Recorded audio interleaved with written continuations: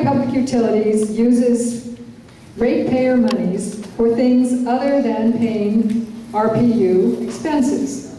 Should this be allowed, or should the reserves be returned to the ratepayers? Mr. Melendres. Could you read that question? Riverside Public Utilities uses ratepayer monies for things other than paying Riverside Public Utilities expenses. Should this be allowed, or should the reserves be returned to the ratepayers? What I think the question is the general fund transfer. I want to make sure that we are talking about a general fund transfer. But our public utilities, there's a real benefit that the reason that the city of Riverside has its own public utilities, and that's to improve the quality of life.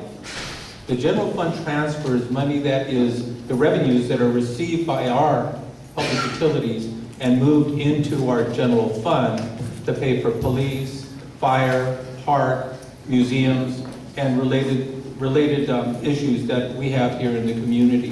And that's the focus, that's the real benefit, and we still have rates that are lower than our surrounding communities. So I believe that the general fund transfer is an appropriate use of money from our public utilities. Thank you. Mr. Dawson. I don't believe that the question was in regard to the general fund transfer. That was settled with Measure A. I believe that the reference is to at one point it was like $400 million that had been accumulated in a reserve fund, and it was due to overcharging all of us as ratepayers. That money should be returned to ratepayers.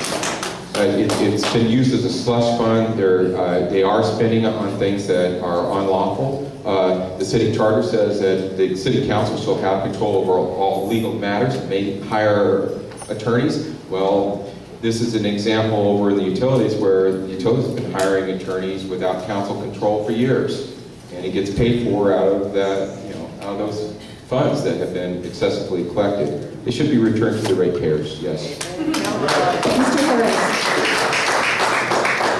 Mr. Dawson is right. There's over $300 million in excess in savings because of the strategic moves of our utility company.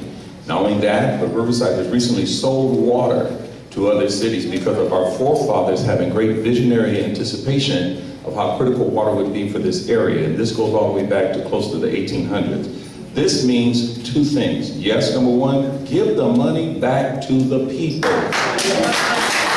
And number two, this would lessen a lot of the unnecessary fiscal strains upon our city as we try to do things on a redemptive level if we start using those funds in a manner that represent pushing Riverside responsibly forward, but putting it to the decision-making of all of you, our taxpayers and voters, and utility patrons. So number one, yes, give back, but then also, we want to make sure that we don't have it as a slush fund, but that we use it so that it can augment and supplement what is critically important for us to stay strong as a city.